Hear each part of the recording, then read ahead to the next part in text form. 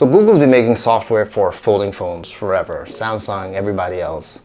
So it only makes sense that at some point they decide to support their own software by making their own hardware. Did they nail it? TLDR, sort of, in my opinion. And I'll tell you why I think so.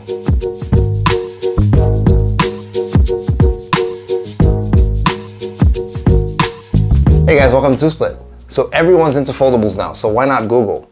This is their first attempt at a $1,000, $800 worth foldable device. Is it worth your money? This unit I'm reviewing today is a retail unit. It wasn't sent by Google to be reviewed, so this is going to be real life issues, and it's my opinion and my experience. Let's see if it's worth your money. So for $1,800 in the box, when you pop it open, you're gonna be greeted by the phone nicely wrapped like a newborn baby. Put that to the side. Under that, you're gonna get reading material because, you know, we're stupid. We need to be sure not to break the plastic screen inside, tell you all the things you shouldn't do.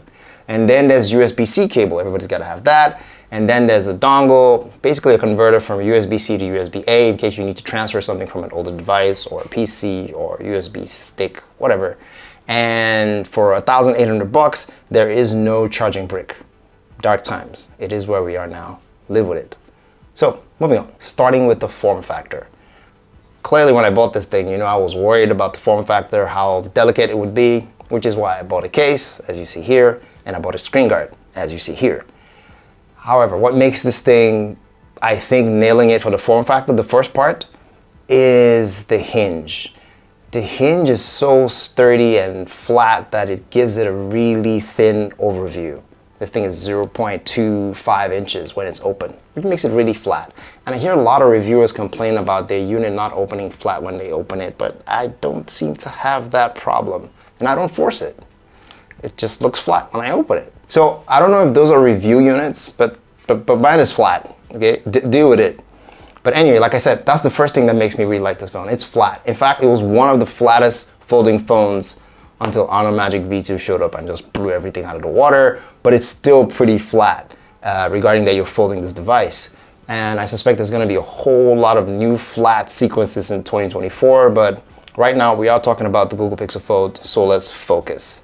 If you look at the form factor at the back, they've taken it up a notch a little bit in the sense that it does keep the pixel design with the bar at the back housing the camera modules, but it does one better by fixing the black glass panel. Let me pop this up for a second, and you see what I mean. It is like 0 fingerprints. I mean, you literally have to dip your hands in a bowl of guacamole or mala, you know, and to get fingerprints in there. And I think that's cool. That's great. That's another plus. But they take the practicality up a notch when you come to the front. So flipping over to the front, it becomes way more practical. I've taken off the case because, you know, hopefully I'm not gonna drop it here because I'm babying this phone, $1,800. Are you kidding me? Going back to the front, this is a 5.8-inch screen, which makes it super practical. I mean, both hands in a sense of horizontally, it's great for double hand typing. And vertically, it's almost a single hand phone because I can touch the top and the bottom, one hand. In comparison to the Z Fold 5 and 4, the form factor is so slim that to type, I need to use one hand, which is inconvenience, and I can't reach the top of that phone with one hand. So ergonomically, this is already doing it for me in terms of form factor, and it's great. Even though this is slightly heavier than the Z Fold 5 and an iPhone, 13, 14 Pro Max, it's not that much wider than an iPhone 14 Pro Max, so it fits conveniently in your pocket, which makes it a practical phone. In fact, to be honest, I use this phone maybe 70% of the time in this mode, rarely having to open the inside, which is something I'll talk a bit more about at the end, but let's keep talking about the phone and other features in case you want to decide in my experience. So that footprint form factor already gives it ergonomic advantage in my opinion anyway. Like I said, for daily use, you don't want to flip your phone out of your pocket every 5 seconds and open it, close it, put it in your pocket. That's a workout. I know these things have been worked out to open and close, but who wants to do that all the time? I can read, type, do everything on this screen, and then when I have a document to read or something that warrants a bigger screen, and then boom, I'm in there. Now on this inner screen, people might say, I think one of the biggest notices I've had from friends are like, ooh, that bezel is huge. I don't have a problem with it because technically it does give my fingers somewhere to rest. even though that's not a huge advantage. I've never had a finger smudging problem with the Samsung Fold, to be honest, even though it has slimmer bezels, but it's their first outing. I can forgive them, right? And the goal was to sort of accommodate their hinge style at the top and the bottom, which is where the pressure is, which is why the batteries are split between, which is why this thing will not survive a bend test. Go ask Jerry Rig. If you don't know him, he's a guy that breaks stuff for a living. I love him, but I'm not doing that, all right? Jerry, you know, they send you free stuff. I'm not doing that, I paid for this. So basically, don't sit on it when it's open, right? I don't know who sits on their phone when it's open. I know it's possible, so don't do that, it won't survive it. Now, in terms of performance, Google, like I said before with the Pixel 7 Pro, same here, it's not gonna win any benchmark performance tests. As a matter of fact, it's about 1,600, almost 2,000 less in Geekbench tests in comparison to the Z Fold 5 and the Apple top-end series. But what it lacks for in performance and power, it makes up in AI intelligence. It still carries over all the flagship stuff I love from the Pixel 7 Pro, Hold My Call, Live Translate, literally can transcribe everything you're saying flawlessly. Know what's happening around you. All the AI stuff works like a dream here, and it's been optimized for the fold factor in this instance. So I think there's a give or take situation in that.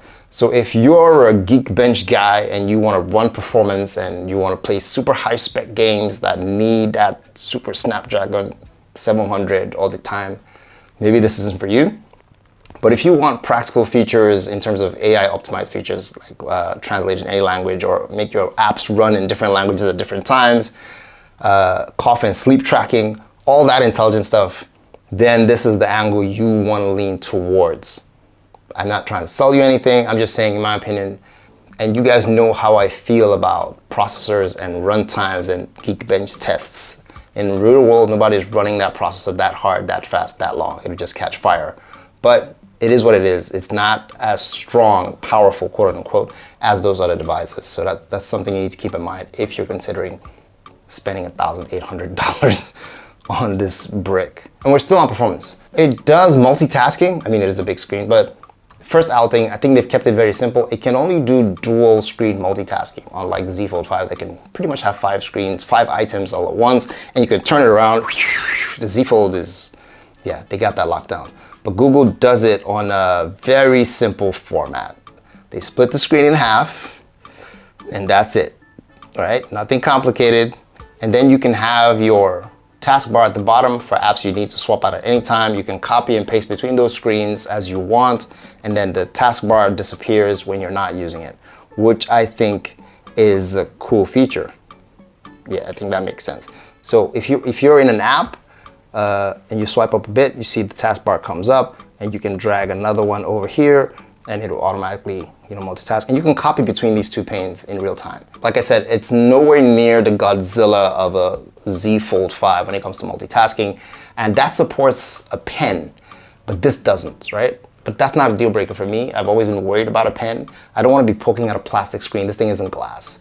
I don't know how much pressure someone else who is not worried about your device that you spent $1,800 on and just make a hole in the thing because he wants to sign his very nice signature. Not playing that. So not a deal breaker for me, and storing pens make those phones ugly. The cases, some cases are pretty, but that's just something extra to carry. Again, my opinion, I'm not making a case for Google. I'm just saying I just haven't really found them useful when it's not at my desk. It's never in my pocket, maybe in my backpack. But let me know what you guys think in the comments below. And if you want to fight me down there, you need to like and subscribe first so I know you're serious, and then I'm gonna respond. I'm just kidding. Please like and subscribe so we can have a conversation in the next video. So battery life. You guys know how I whined about battery life in the other one. The battery has 4,281 milliamp hours, and it's split between these two halves, really thin batteries, so it's not gonna get it, they couldn't put any more. They could, but maybe they haven't figured it out. The battery life so far for me in this 1 month has been okay. I make it through the whole day. It sort of figures out when I need to shut down apps in the background to optimize power. I'm getting good screen on time, 7 hours and above, 8, 10 sometimes, if I'm not gaming in full screen. But like I said earlier at the beginning of the video, I am using this over 70% of the time on this screen. So keep in mind, I am saving a lot of power without opening up all those pixels to light up. Then again, maybe this is the honeymoon phase. So it could get worse, like in my Pixel 7 Pro experience, but I will keep you guys posted. Me and Jay will put it through its rigors and we'll come back to you. Another thing I brought up in the other video was connectivity issues. So far, so good. I haven't had any of those drop cell tower calls, nothing. I even checked online to see what problem people are having. Some people complain about it overheating in their pocket, so getting really hot. I haven't experienced that, you know, maybe it's their device, I don't know.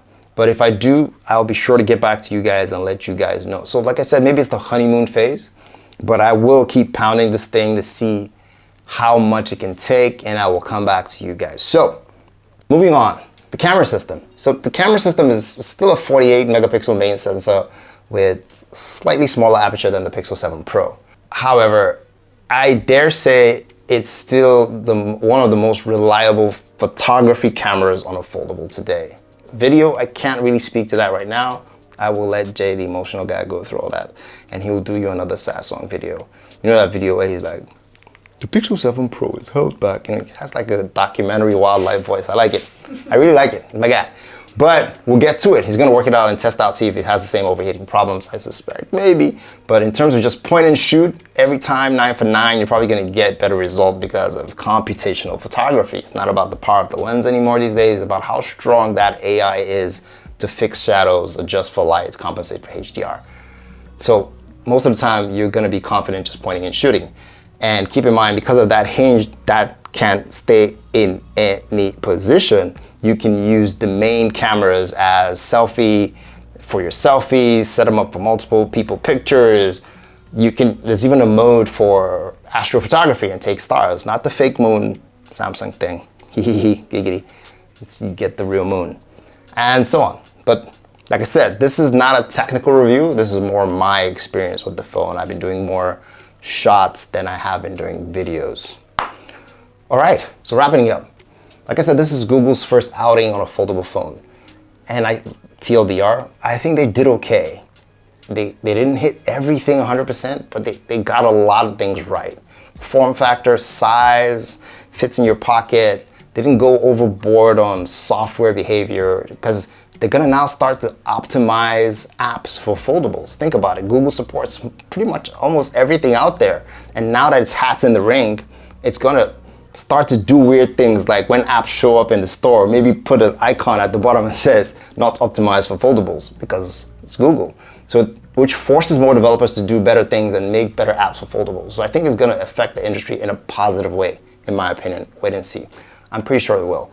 And again, this is their first iteration, so I figure the next one is gonna be hopefully much better and they don't go backwards like they did 4 years back with the Pixel, but you know, they say forgive and forget, who knows? And that's my take. So if this is more early adopter thing, in my opinion, right? If you wanna try it and test it foldable, and you're just getting into foldables for the first time, in that ranking, I would probably recommend the Flip before even thinking about a Fold, before even this guy, right? I've not tried the Honor, but because of limited availability of those Chinese sets and all that, support might be a problem, and that's something you want to consider for something you're putting this much money down on. You want to have support available. So those are factors to consider, not just the whistles and bells. But other than that, good job, Google, so far. I'll come back if I have a problem with it. Guys, please don't forget to like and subscribe. We checked our database. A lot of you who watch it haven't actually clicked the subscribe button and the notification bell. We really appreciate it if you could do that. It helps us make more video. And that's my time. Thank you very much. I will see you guys in the next video. Take care.